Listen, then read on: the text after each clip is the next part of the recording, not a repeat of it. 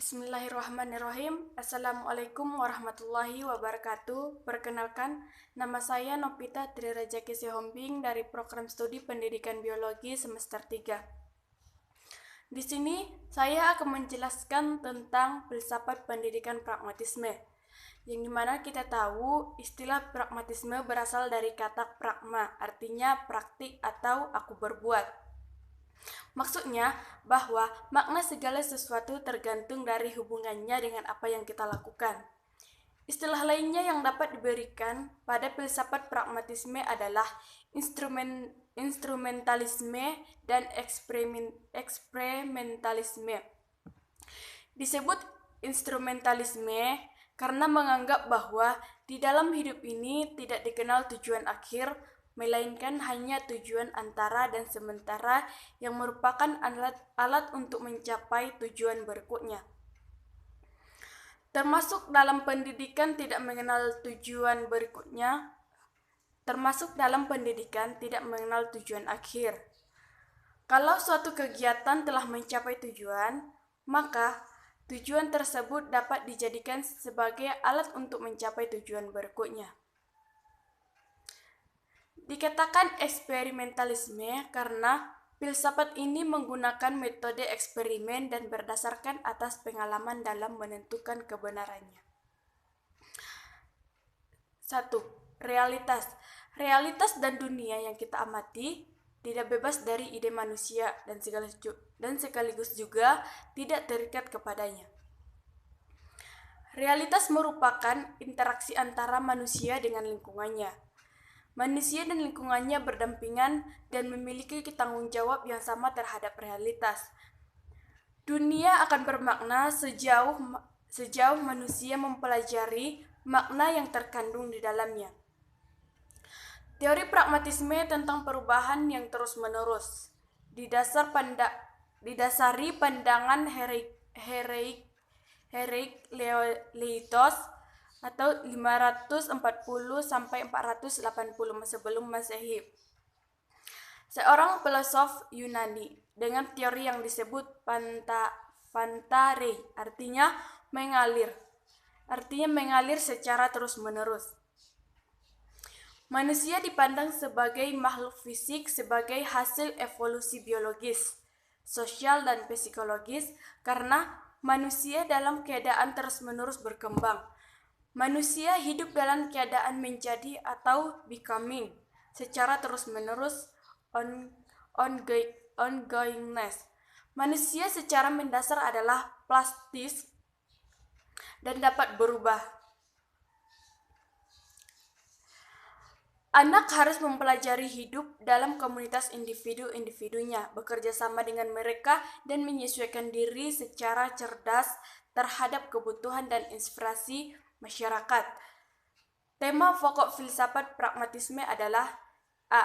Esensi realitas adalah perubahan. B. Hakikat sosial dan biologis manusia yang esensial. C. Relativasi nilai. D. Penggunaan intelijensi secara kritis. Watak pragmatisme adalah humanistis dan menyetujui sesuatu dalil yang berbunyi manusia adalah ukuran segala-galanya. Man is the measure of all things. Tujuan dan alat pendidikan harus fleksibel dan terbuka untuk perbaikan secara terus-menerus. Yang kedua adalah pengetahuan.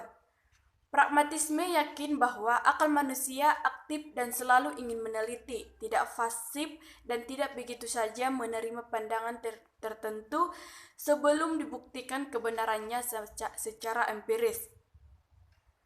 Pikiran atau rasio tidak bertentangan dan tidak terpisah dari dunia, melainkan merupakan bagian dari dunia.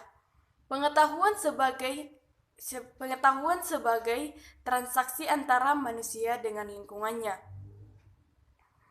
Manusia dalam kehidupannya, baik individual maupun sosial, memerlukan alat untuk memecahkan masalah tersebut adalah pengetahuan tentatif atau hipotesis hipotesos.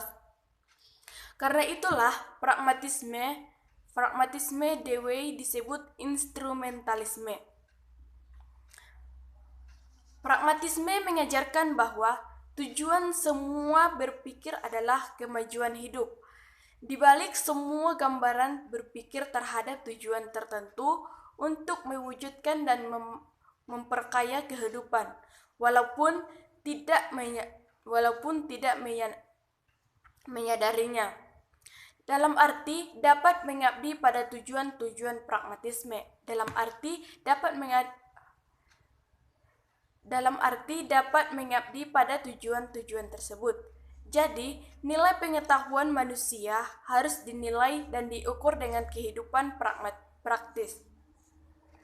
Menurut James, tidak ada ukuran untuk menilai kebenaran absolut, benar atau palsunya pikiran akan terbukti di dalam penggunaannya dalam praktik. Filsafat adalah memberikan pengarahan bagi perubahan dalam kenyataan hidup.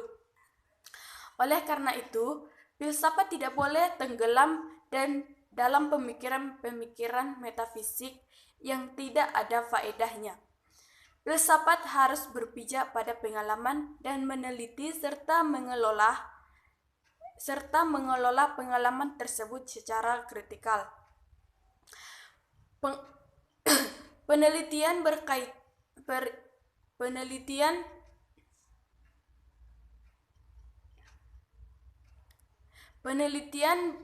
berkaitan dengan penyusunan kembali pengalaman yang dilakukan dengan sengaja.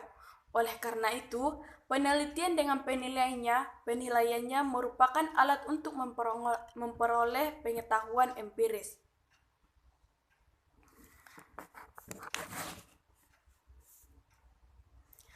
Implikasi teori epistemologi terhadap pendidikannya, khususnya dalam proses belajar mengajar di sekolah. Guru harus menyusun situasi belajar di sekitar masalah khusus yang pemecahannya diserahkan kepada siswa. Pemuda merupakan pelajar alami karena secara alamiah mereka ingin mengadakan eksplorasi terhadap lingkungan di mana ia tinggal. Guru harus memelihara keinginan atau dorongan anak untuk meneliti. Guru harus memberikan kesempatan kepada siswa untuk, yang pertama, belajar apa yang ia ingin ketahui. Yang kedua, selalu ingin mengetahui yang berkaitan dengan pelajaran seperti sains, bahasa, sejarah, dan lain-lainnya. Yang ketiga adalah nilai. Pragmatisme mengemukakan pandangannya tentang nilai bahwa nilai itu relatif. Kaidah-kaidah moral dan etika tidak tetap, melainkan selalu berubah seperti perubahan kebudayaan, masyarakat, dan lingkungannya. Pragmatisme menyarankan untuk menguji kualitas nilai dengan cara yang sama seperti kita menguji kebenaran pengetahuan metode empiris. Nilai moral maupun etis akan dilihat dari perbuatannya, bukan dari segala teorinya.